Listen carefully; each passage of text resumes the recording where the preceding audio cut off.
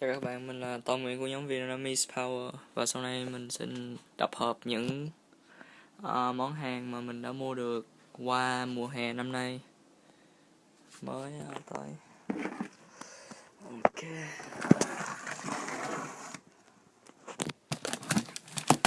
cái này GMB thì phải.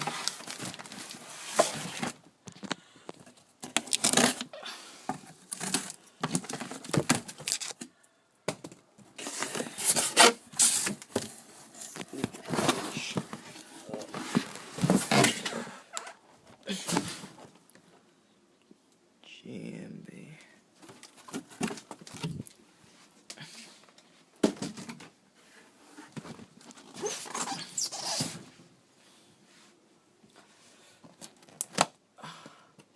Con này được mua với giá retail luôn.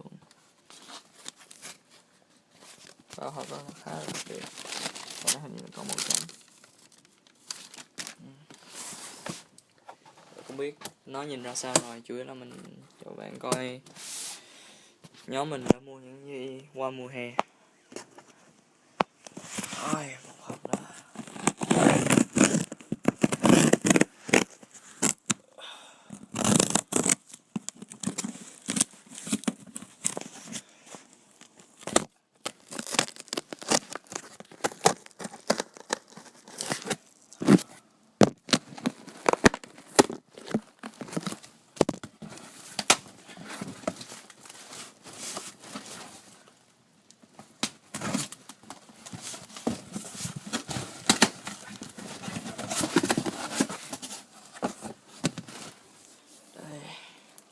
Bao bì rất là kỹ.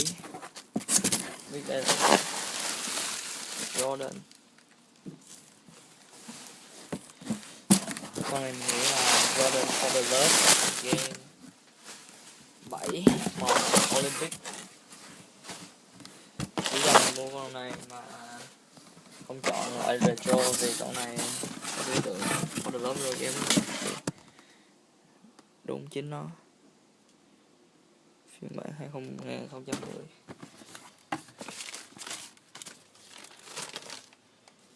For the Love of the Game Desktop size 9.5.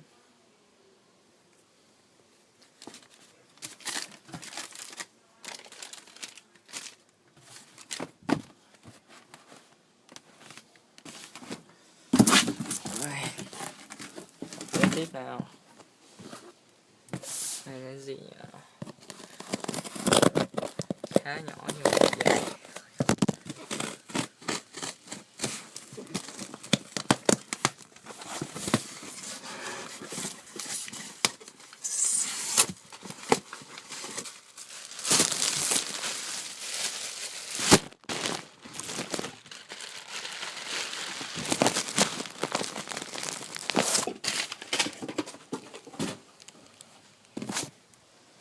Đây là jersey authentic của Celtics. Số 20 là số áo cũ của Ray Allen. Mình muốn mua cái này trước khi Ray Allen, cái áo này không được bán nữa, vì Ray Allen là một là thần tượng của mình trong môn bóng rổ. Right. Hai hộp, mở hộp nhỏ hơn trước.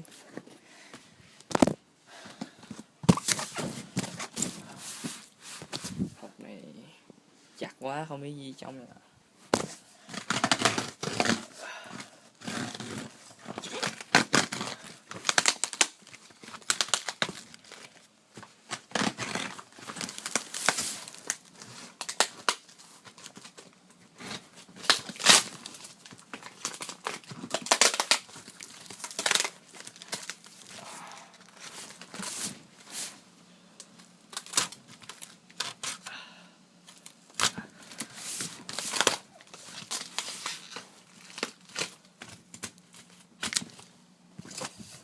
Có còn vào rọc giấy khổ thế.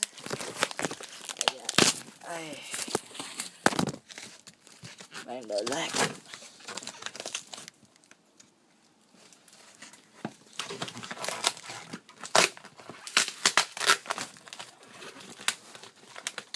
Teaser này Hộp màu vàng không biết cái gì nha. Teaser.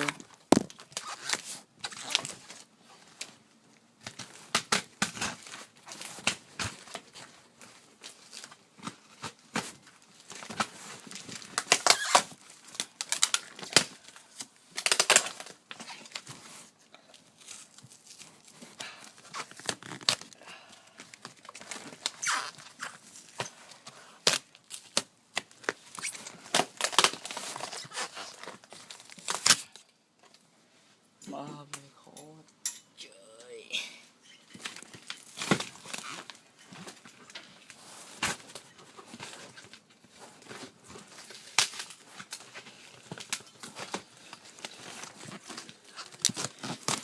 Ê.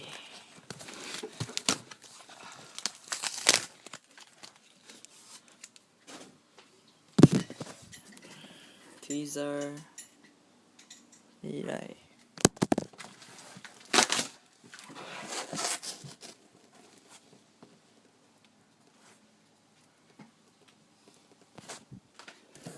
Jordan Nelly size 10.5 Defining Moment Pack.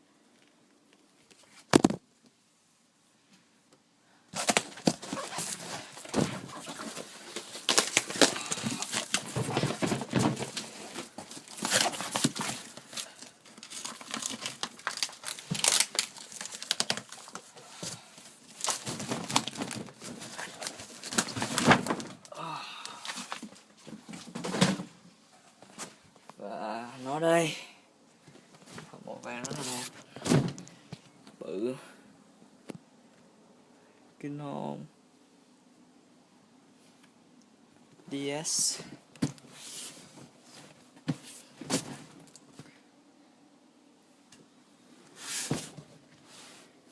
Nhìn nào.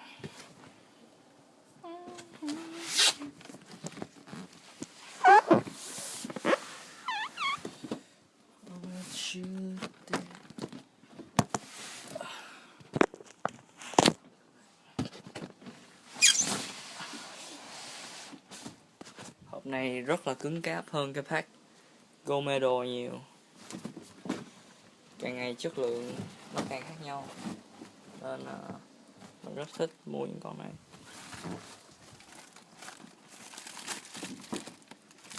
Oops.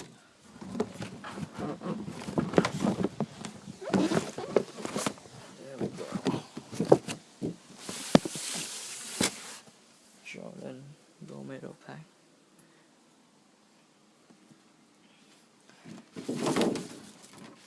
Jordan 11.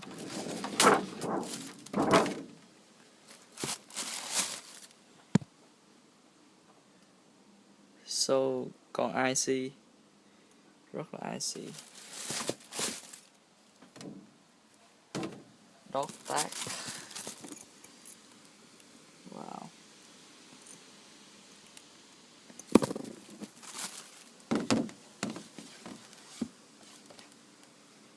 Một trong những bác hiếm nhất của Jordan Brand. IC Soul.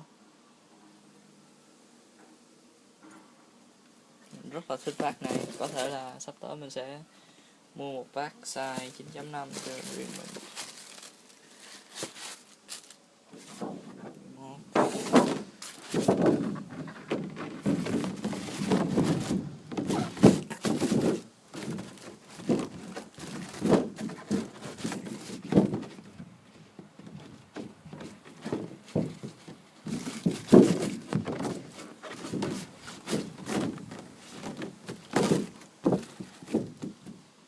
Thời để Jordan 6 DS luôn. Rất ISO, vẫn còn rất là IC nha, rất là IC. Một trong những bác tuyệt vời nhất. Dot tag.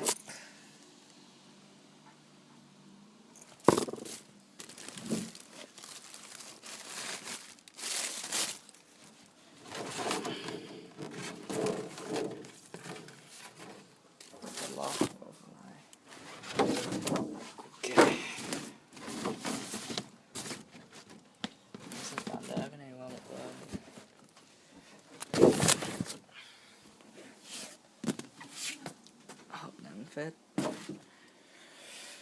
Ok, hộp bự nhất của ngày hôm nay sẽ có 3 đôi ở trong này. 3 đôi đó sẽ là 3 đôi gì đây?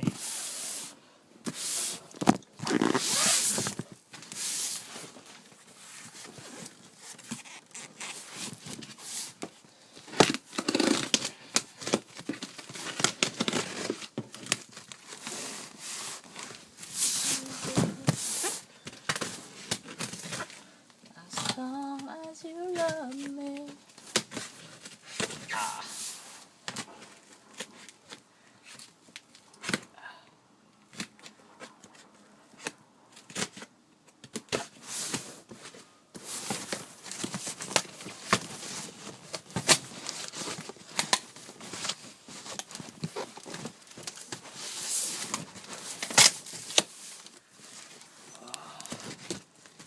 Cái hộp này được gói rất là kỹ và chắc chắn, cũng phải 3 lớp.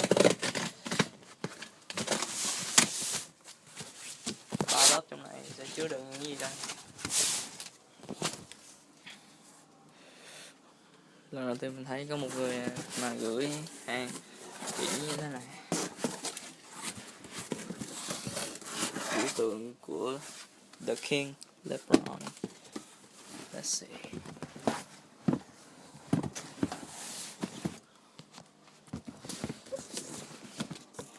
LeBron 10 Elite Wood Framing Candy, còn gọi là LeBron Miami Vice hoặc là South Beach như các một số bạn gọi.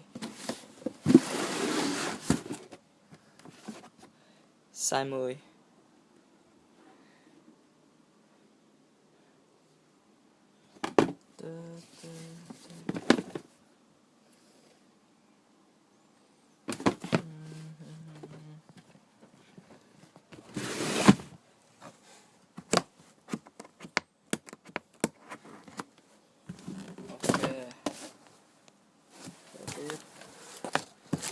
Sẽ là gì đây? Hai chiếc hộp đặc biệt.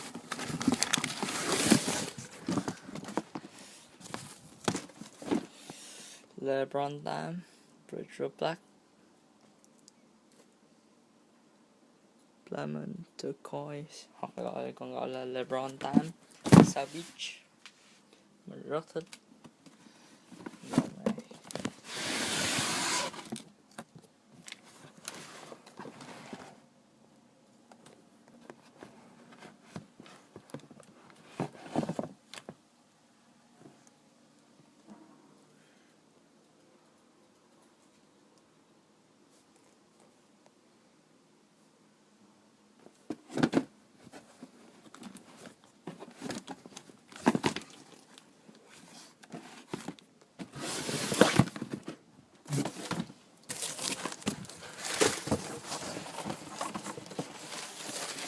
Jordan khác biệt nha. Air Jordan 4 Retro và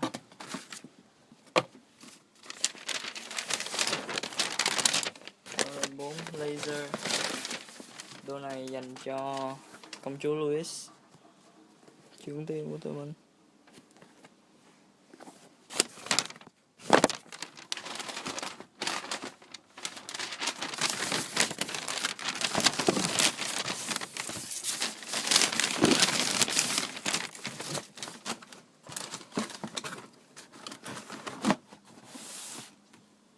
Cảm ơn các bạn đã xem.